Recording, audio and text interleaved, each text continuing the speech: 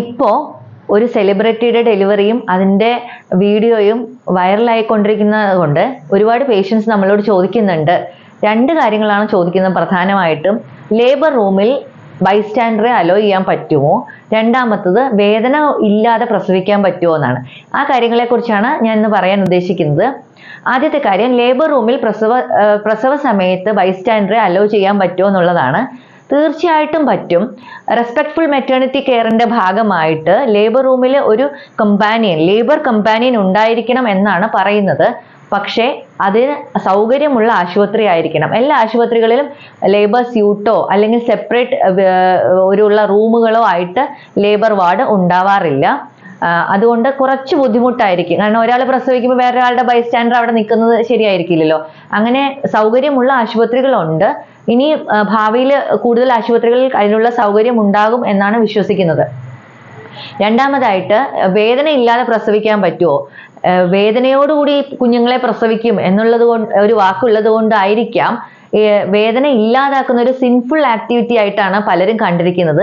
വേദനയോടുകൂടി പ്രസവിച്ചാലേ കുഞ്ഞുങ്ങളോട് സ്നേഹം ഉണ്ടാവുള്ളൂ, അല്ലെങ്കിൽ അങ്ങനെ ഒരു വിശ്വാസമാണ് പണ്ടത്തെ ആൾക്കാർക്കൊക്കെ ഉണ്ടായിരുന്നത്. അങ്ങനെയൊന്നുമില്ല. വേദന ഇല്ലാതെ പ്രസവിച്ചാലും പ്രസവം ഒരു പ്ലഷറബിൾ എക്സ്പീരിയൻസ് ആക്കി മാറ്റുന്നതല്ലേ നമുക്ക് നല്ലത്. അപ്പം അതിനും ഈ ലേബർ കമ്പാനിയൻ ഹെൽപ്പ് ചെയ്യും. അതായത് ഫാർമക്കോളജിക്കൽ അല്ലാത്ത ചില മെഷേഴ്സ്, മരുന്ന് വഴി അല്ലാതെ ഉള്ള ചില പെയിൻ റിലീഫ് മെഷേഴ്സിന്റെ ഭാഗമായിട്ട് ലേബർ കമ്പാനിയൻ ഉണ്ടാകുന്നത് നല്ലതാണ് എന്നാണ് പറയുന്നത്.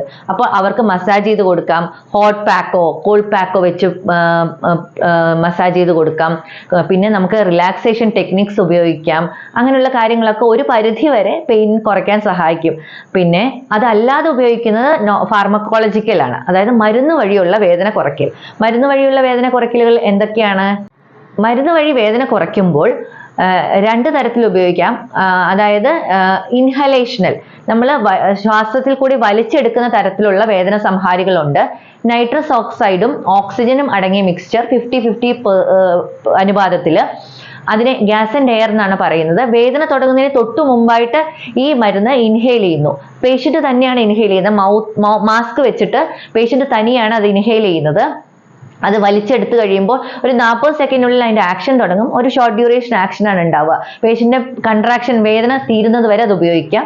പക്ഷെ എന്താ പറയുക, പ്രശ്നം വരുന്നതെന്ന് വെച്ചാൽ കുറച്ചൊരു ഡിസിനെസ്, ഒരു നോസിയ, ഒരു ഛർദ്ദിക്കാൻ വരുന്ന പോലെ അങ്ങനത്തെ സെൻസേഷനൊക്കെ തോന്നും. അത് വളരെ ഹാംഫുൾ അല്ലാത്തൊരു മരുന്ന് തന്നെയാണ്, ഉപയോഗിക്കാവുന്നതാണ്.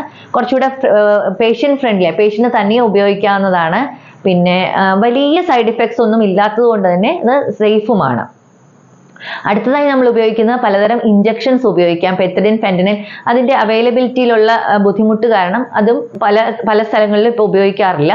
പിന്നെ വരുന്നതാണ് നമ്മുടെ സെലിബ്രിറ്റി ഉപയോഗിച്ചതുപോലെയുള്ള എപ്പിഡ്യൂറൽ എന്ന് പറയുന്നത്. എപ്പിഡ്യൂറലും സ്പൈനലും നമ്മൾ നട്ടലിന് കൊടുക്കുന്ന ഇഞ്ചക്ഷൻ എന്നാണ് പൊതുവെ പറയുന്നത്.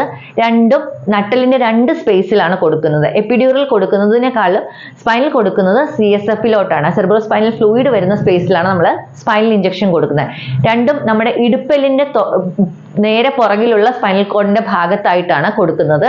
ഫെന്റനിൽ, റോപ്പിവെക്കൈൻ, ബുപ്പിവെക്കൈൻ തുടങ്ങിയ മരുന്നുകളാണ് ഉപയോഗിക്കുന്നത്. എല്ലാവിടെയും ഇതിന്റെ അവൈലബിലിറ്റി ഇല്ലാത്തത് കൊണ്ടും എല്ലാ സമയത്തും അനസ്തെറ്റിസ്റ്റും ഗൈനക്കോളജിസ്റ്റും പീഡിയാട്രിഷ്യനും ഉള്ള ഒരു സെറ്റപ്പിലായിരിക്കും ഇത് ഉപയോഗിക്കാൻ കുറച്ചുകൂടെ സൗകര്യം ഉണ്ടാകുന്നത്.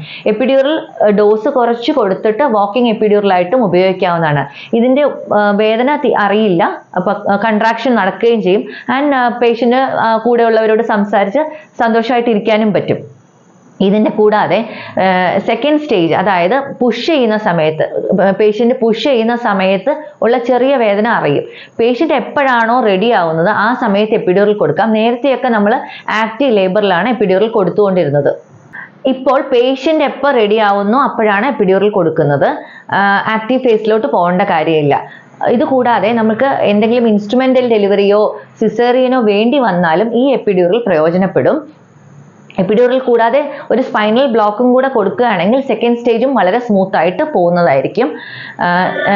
ഇതിന്റെ ഏറ്റവും വലിയ അപ്രിഹെൻഷൻസ് എന്തൊക്കെയാണെന്ന് വെച്ച് കഴിഞ്ഞാൽ, പേഷ്യൻസിന് എപ്പോഴും പേടിയാണ്, കുട്ടിക്ക് എന്തെങ്കിലും സംഭവിക്കും. തീർച്ചയായും കുഞ്ഞിനൊന്നും സംഭവിക്കില്ല. ആൻഡ് കണ്ടിന്യൂസ് ആയിട്ട് പേഷ്യന്റിനെയും കുഞ്ഞിനെയും നമ്മൾ മോണിറ്റർ ചെയ്തുകൊണ്ടിരിക്കുകയായിരിക്കും. രണ്ടാമത്തെ സംശയം എന്താണെന്ന് വെച്ചാൽ, നട്ടലിന് വേദന വരുമോ, ബാക്ക് പെയിൻ വരുമോ എന്നുള്ളൊരു സംശയം എപ്പോഴും പേഷ്യൻസിനുണ്ട്. അതും ഒരു അടിസ്ഥാനരഹിതമായ സംശയമാണ്.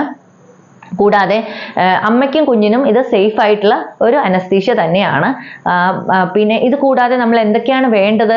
ഒരു സ്കിൽഡ് ആയിട്ടുള്ള അനസ്തെറ്റിസ്റ്റ് കണ്ടിന്യൂസ് ആയിട്ട് പേഷ്യന്റിനെയും കുഞ്ഞിനെയും മോണിറ്റർ ചെയ്യുന്ന ഒരു സംവിധാനം, പിന്നെ എന്തെങ്കിലും ഒരു പെട്ടെന്നൊരു ബുദ്ധിമുട്ടുണ്ടായി കഴിഞ്ഞാൽ അത് പരിഹരിക്കാനുള്ള സംവിധാനം, അതായത് എപ്പോഴെങ്കിലും വേറെ എന്തെങ്കിലും കാരണം കൊണ്ടായിരിക്കാം FH ഡ്രോപ്പ് വരികയോ ഒരു ഹൈപ്പോ ടെൻഷൻ, അതായത് BP കുറയുകയോ അങ്ങനെ എന്തെങ്കിലും ചെയ്യുകയാണെങ്കിൽ കണ്ടിന്യൂസ് മോണിറ്ററിംഗ് ഉള്ളത് കൊണ്ട് തന്നെ അത് കണ്ടുപിടിക്കാനും അത് പരിഹരിക്കാനും പറ്റും. അതുകൊണ്ട് വേദനയില്ലാത്ത പ്രസവം എന്ന് പറയുന്നത് ഒരു ബുദ്ധിമുട്ടുള്ള കാര്യമായിട്ട് കണക്കാക്കേണ്ടതില്ല. ഇത് പ്രഗ്നൻസി ആൻഡ് ഡെലിവറി ഒരു പ്ലഷറബിൾ എക്സ്പീരിയൻസ് ആക്കാനുള്ള ഒരു ശ്രമത്തിന്റെ ഭാഗമായി കണക്കാക്കിയാൽ മതി.